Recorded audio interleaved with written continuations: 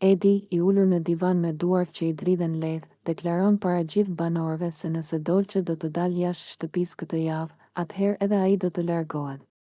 Ai e thot këtë me një ton të prerë, të vendosur, sikur e ka menduar gjatë dhe nuk po flet me impuls. Banorët mbeten për një moment të habitur, ndërsa disa fillojnë të pyesin nëse ai po e thot seriozisht apo thjesht është i emocionuar. Unë s'kam arsye të rri këtu patë, thot Edi me zëmë të qetë, por të ngarkuar emocionalisht. Nëse Dolçe del, edhe unë do dal me të. S'ka kuptim të vazhdoj vetëm. Disa banorë mundohen ta bindin të mos flas me kaq nxitim, por Edi duket i bindur në fjalët e tij.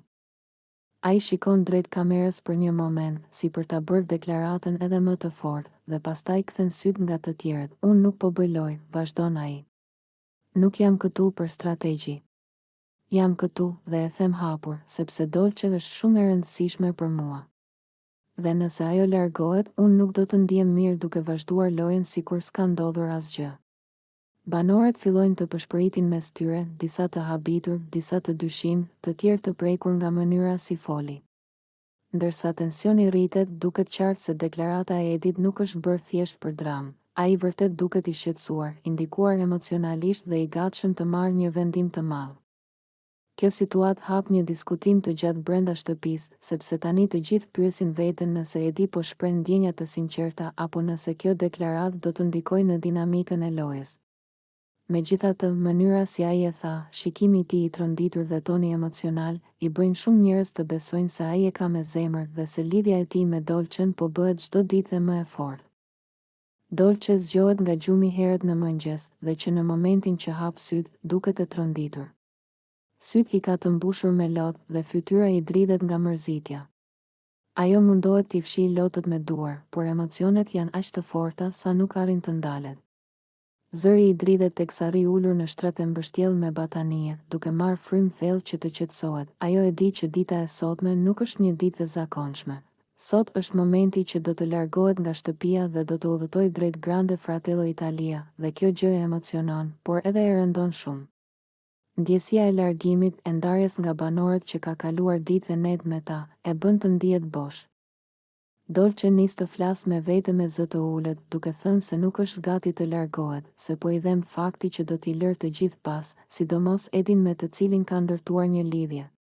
Ajo prek jashtëkun ku ka fjetur çdo natë dhe qesh paksa mes lotëve, duke kujtuar momentet e lumtura. Banorët fillojnë të zgjohen dhe shohin që ajo është përlotur. Disa afrohen ta pyesin çfarë ka, dhe Dolçe mundohet të buzëqesh, por sytë e saj e tregojnë qartë se sa e mërzitur është. Ajo tregon se ndihet e ndarë mes dy botëve, dëshiron të shkojë në përvojën e re, por një pjesë e saj nuk do të largohet fare, ndërsa përgatitet, merr frym thellë dhe përpiqet të qetësohet. Por përsëri lotët i rrjedhin. Është një ditë e rëndësishme për të, një ditë me emocione të përziera, ku gëzimi dhe mërzitja përplasen me njëra tjetrën, duke e lënë Dolçen të prekshme dhe të ndjeshme që në momentin e parë të mëngjesit. Eliona ulet në divan, me sytë e mbushur lotë dhe me frymëmarrje të rënduar. Ajo duket e dëshpëruar, duke u përpjekur të përballojë ndjenjat që e kanë kapluar papritur. Me një zë të dridhur, ajo fillon të rrëfejë emocionet e saj më të thella. Më mungon shumë mami, thot ajo, duke ulur kokën dhe duke fshirë me dorë lotët që i rrëshqasin poshtë faqeve. Ndërsa fjalët dalin nga zemra e saj, syt i shkëlqejnë nga lotët dhe një trishtim i thellë duket se e ka kapluar çdo pjesë të trupit të saj. Ajo vazhdon me zërin e dridhur, duke treguar se sa shumë e ka ndjerë mungesën e nënës së saj që nga viti kur ajo ka ndëruar jetë. Çdo fjalë duket sikur e lëndon më shumë. Sepse kujtimet dhe dashuria për maman janë ende shumë të forta, nuk ndalet. Nuk ndalet kur në zemrën time. Sa herë që mendoj për të, ndjej boshllukun që më ka lënë. Mami im, dua ta shija përsëri, dua ta përqafoja.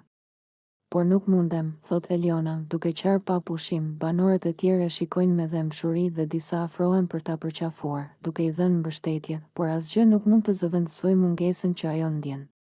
Lotët e saj vazhdojnë të rrjedhin ndërsa ajo përpiqet të përballojë dhimbjen e madhe dhe dashurinë e paplotësuar për maman e saj. Në këtë moment, dhoma e shtëpisë mbushet me një qetësi të trishtë, sepse të gjithë e kuptojnë se ajo po përjeton një dhimbje të thellë që nuk mund të zbutet me fjalë të thjeshta. Lotët dhe rrëfimi i saj tregojnë një lidhje të pasvendësueshme dhe një vuajtje që mbetet në zemër për një kohë të gjatë. Alba dhe lëndrimi përfshihen në një debat të fortë në mes të sallonit, ku tensioni duket i padurueshëm. Ndërsa lëndrimi përpiqet të mbrojë qëndrimet e tij, Alba e ndërpret me një ton të prerë dhe të ashpër. Ajo nuk kursen asnjë fjalë, duke i thënë lëndrimit se nuk është njeri i mirë dhe se sjellja e tij nuk është e pranueshme. Ti nuk je njeri i mirë, thot Alba me zë të lartë, ndërsa shikon direkt në sy lëndrimin. Dhe as nuk je burr, je femër me sjellje. Fjalët e saj bien rënd në dhomë dhe banorët që ndodhen aty afër ndalojnë për një moment, duke i vënë re tensionin që ka kapluar atmosferën. Lëndrimi tenton të reagojë, por Alba nuk e lejon të thotë asgjë. Ajo vazhdon të flasë me një ton të ashpër dhe të sfidueshëm, duke përforcuar çdo fjalë me gjeste të forta dhe shenja të pakënaqësisë së saj. Ti gjithmonë mendon se je më i mençur se të tjerët, por nuk je. Sjellja jote është qesharake dhe nuk meriton respekt, vazhdon Alba. Lëndrimi provon të qetësohet, por duket qartë se reagimi i saj e ka prekur. Ai përpiqet të justifikohet, por fjalët e saj janë të forta dhe nuk e lejojnë të marrë frymë. Ndërkohë, banorët e tjerë shikojnë me shqetësim dhe disa përpiqen të ndërhyjnë për të ulur tensionin, por Alba nuk ndalet. Debati vazhdon disa minuta, ku Alba i jep një mësim të qartë lëndrimit, duke e bërë të kuptojë se nuk do të tolerojë sjellje që nuk e respektojnë dhe që e ofendojnë. Atmosfera në shtëpi mbetet e tensionuar dhe është e qartë se ky moment do të mbetet gjatë në mendjen e të gjithëve. Lëndrimi dhe Alba përfshihen sërish në një debat të nxehtë në mes të sallonit, një prej atyre momenteve kur tensioni duket sikur mund të ndizet me një fjalë të vetme. Lëndrimi, me stilin e tij të zakonshëm provokues, fillon t'i kundërpërgjigjet Albës në mënyrë të tillë që duket qartë se ka për qëllim të acarojë edhe më shumë. Ai i hedh komente të vogla, nënqeshje të hapura dhe batuta që e bëjnë të duket sikur po e tall hapur, ndërsa Alba përpiqet t'i përgjigjet me qetësi. Lëndrimi vazhdon duke e ngacmuar, duke i thënë gjëra që e shtyn atë ta humbas durimin.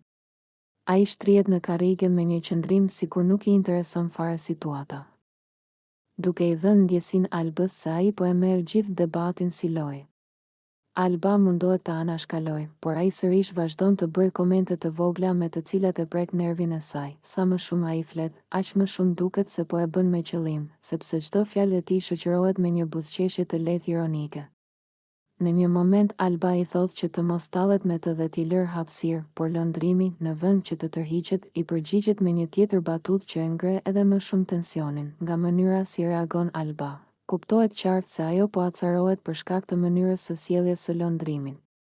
Banorët e tjerë shohin nga larg se si situata po përshkallëzohet, sepse lëndrimi vazhdon t'i flas me një ton që nuk e lë të qetë, duke e bezdisur qëllimisht dhe duke mos e lënë të marrë frymë të qetësohet. Në fund mbetet gjithë ideja se lëndrimi po e bën enkas për ta nxjerrë Albën nga vetja, sepse ai nuk ndalet së talluri dhe duket sikur po e shijon reagimin e saj.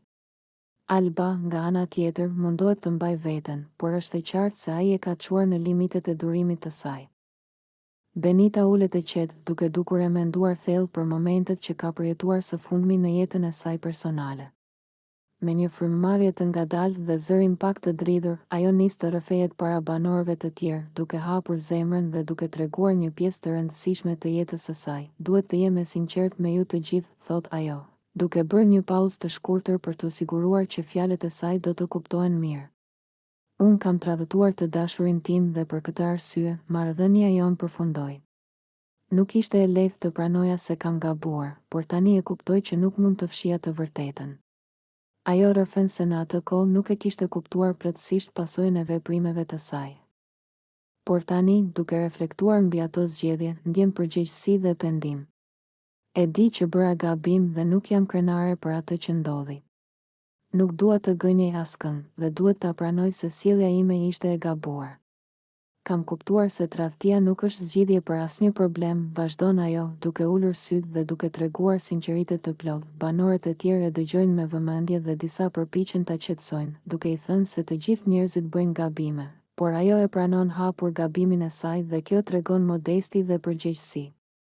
Benita e mbyll rrëfimin duke shtuar, tani dua të mësoj nga gabimet e mia dhe të përpiqem të jem një person më i mirë, sepse nuk dua të përsëris të njëjtën gjë më.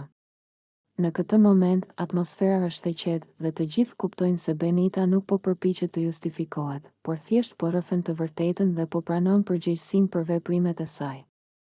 Kjo bën që banorët ta shohin ndryshe dhe t'i japin mbështetje, duke e nxitur të ecë përpara me sinqeritet dhe reflektim. Ibro afrohet pranë Elionës teksa ajo rri e ulur në divan, e menduar dhe paksa e mërzitur nga debatet e fundit në shtëpi. Duke e parë që ajo nuk është mirë me shpirt, ai ulet pranë saj me një ton të qetë dhe të butë, duke dashur ta ndihmojë të qetësohet. Eliona, i thot ai me zë të ulët, mos e lëndo veten kot me këto gjëra. Ti je vajzë e mirë, shumë më e qetë se sa mendon, dhe nuk ja vlen fare të merresh me çdo gjë që thot shkurta. Mos e lejo ta prish humorin tënd. Eliona e dëgjon me kujdes, ndërkohë që luan me duart e saj dhe tun kokën lehtë, sikur po e pranon se gjërat i kanë shkuar më shumë për shtat se sa duhej. Ibro vazhdon të flasë. Duke u përpjekur ta udhëheqë me mendim të kthjellët, këtu brenda, të gjithë jemi në impresion dhe harrojmë që ndonjëherë fjalët dalin ndryshe. Por ti nuk ke pse futesh në shumë debate. Je shumë më e fortë kur qëndron e qetë dhe nuk u avar atyre që kërkojnë zënka. Ai I jep asaj një buzëqeshje të lehtë për ta bërë të ndihet më e sigurt. Mos harro, shton Ibro, njerëzit e shohin kur dikush ka zemër të mirë. Ti mos e humb durimin, mos e humb veten. Shkurta le të flas ç'të doj, ajo as nuk të njeh plotësisht, ty ti vazhdo të jesh vetvetja. Eliona më në fund buzëqesh paksa, si shenjë se fjalët e Ibros po e prekin dhe po e qetësojnë. Faleminderit që më flet kështu, I thot ajo, se ndonjëherë më duket sikur më mblidhen të gjitha dhe s'di si t'i përballoj. Ibro tun kokën dhe I vendos dorën mbi shpatull për ta inkurajuar, jemi këtu për njëri tjetrin. E rëndësishme është që ti të mos humbësh këtë qetësinë tënde. Lëri fjalët e shkurtës aty ku bien. Ti shikoje veten dhe mos u rëndo. Atmosfera mes tyre bëhet më e qetë dhe më e sinqertë, dhe duket qartë se biseda I ka bërë Elionës mirë, ndërsa Ibro tregon edhe një herë se di si të mbajë ekuilibër në shtëpi. Bia dhe Alba hyjnë sërish në një debat të nxehtë, një prej atyre përplasjeve që ndezin krejt shtëpinë. Gjithçka nis nga një koment I impulsuar I Bias, e cila, e irrituar dhe pa u menduar shumë, lëshon një fjalë të papërshtatshme kundër Albës, duke e ironizuar dhe duke bërë komente për pamjen e saj. Bia thot me ton sarkastik se Alba duhet të kujdeset më shumë për veten dhe për higjienën, një deklaratë që bie shumë rënd në veshët e banorëve të tjerë. Alba, sa po dëgjon fjalët e Bias, e ndjen menjëherë se I ndizet gjaku. Ajo e ngre kokën, I fiksohet me sy dhe reagon me një zemërim që duket se është grumbulluar prej ditësh. Ti nuk ke të drejtë të flasësh kështu për mua. I thot ajo me zë të dridhur nga nervat, duke I bërë të qartë se ofendimi e ka prekur personalisht. Bia, megjithse sheh që Alba po acarohet, nuk tërhiqet, madje vazhdon të flasë me ironi sikur të mos ketë ndodhur asgjë. Kjo sjellje vetëm e shton tensionin. Alba ngre zërin dhe I kthehet keq, duke e pyetur pse Bia gjithmonë kërkon ta ulë dhe ta provokoj. Pse je kaq e fiksuar pas meje? Pse gjithmonë më shigjeton mua? Thot Alba, ndërsa banorët fillojnë t'i afrohen për të shmangur një shpërthim më të madh. Banorët përpiqen të ndërhyjnë duke I kërkuar Bies të ndalojë provokimet dhe Albës të qetësohet pak, por asnjëra nuk është gati të tërhiqet. Debati vazhdon disa minuta me të dyja që flasin njëkohësisht, duke hedhur kundërshtime dhe duke nxjerrë në pa gjithë tensionet që janë mbledhur prej kohësh mes tyre. Gjithë shtëpia ndihet në presion ndërsa shohin se sa shpejt po përshkallëzohet situata. Edhe banorët që zakonisht nuk ndërhyjnë, këtë herë mundohen t'i ndajnë dhe t'u kujtojnë se janë në një lojë ku duhet të dinë si të menaxhojnë konfliktet. Në fund, debatit I bie intensiteti vetëm sepse të dyja lodhen nga zënka, por askush nuk beson se kjo përplasje do të jetë e fundit. Tensioni mes Albës dhe Bies është ende I fortë dhe ndarja e mendimeve në shtëpi e bën edhe më të dukshme se konflikti I tyre.